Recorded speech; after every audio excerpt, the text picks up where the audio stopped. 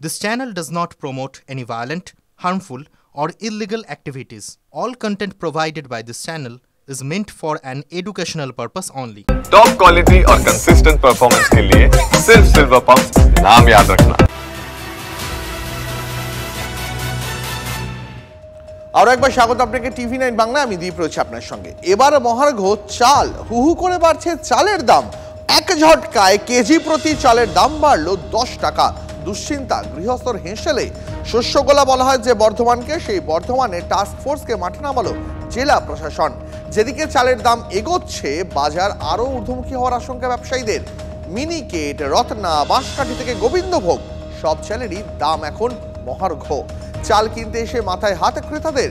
কৃত্রিম অভাব তৈরি করে মুনাফা লুটার চেষ্টা। উঠছে প্রশ্ন, টাস্ক ফোর্স রিপোর্ট দিলে তবেই যথাযথ ব্যবস্থা নেওয়া হবে বলে জানিয়েছে জেলা প্রশাসন। সব ধরনের চালের দাম বেড়ে গেছে, ইনকাম বাড়েনি কিন্তু হচ্ছে যে খরচা বেড়ে যাচ্ছে। এগুলো ক্রেসে তো স্টক রেখে দিচ্ছে, স্টকে রেখে দিয়ে পরে ছাড়ছে।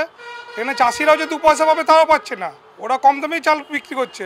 মধ্যেখান থেকে কিছু পুঁজিপতি তাদের পয়সাগুলোকে ওই ছোট ছোট ব্যবসায়ী ইনভলভ করে দিয়ে ওইগুলো ইচ্ছা করে দাম বাড়াচ্ছে। এগুলো সরকারের তো নজরদারি অবশ্যই দরকার। ভয়ঙ্কর অসুবিধা।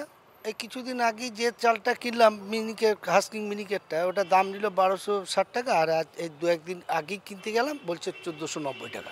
প্রায় 20% বেড়ে গেছে। কেজিতে 10 টাকার উপর বৃদ্ধি, এটা কি মেনে নেওয়া যায়? আর কি করে যে বাড়লো হঠাৎ করে, কোন কারণে, সে তো আমাদের কোনো মাথায় ঢুকছে না।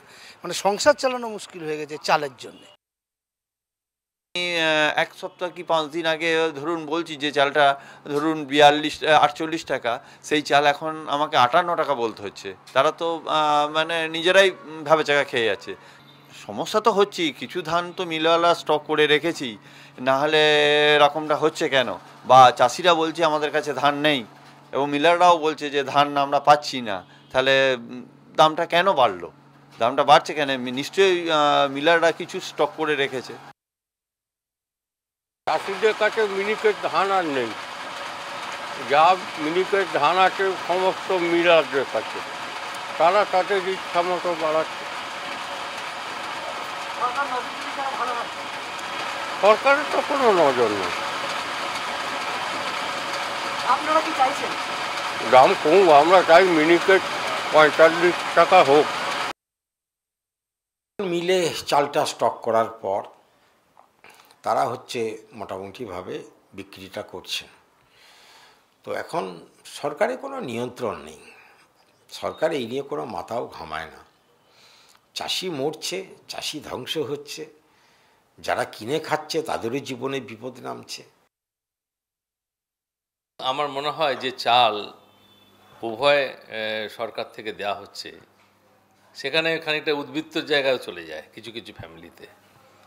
মানুষের চয়েস বেড়েছে, চয়েসের উপর চাল কিনবেন। আর সেখানে দামের ক্ষেত্রে তারা খুব একটা, তাদের জন্য আমার মনে হয় যে সরকারের এতটা মাথা ব্যথা হওয়ার দরকার নাই। যেসব চাষিরা এখন ধান রেখে দিয়ে সেই ধানটুকু বিক্রি করতে পারছে, তো সেখানটা চাষির কাছে কিছু পয়সা যাক, যদি যায় তাতে অসুবিধে কোথায়?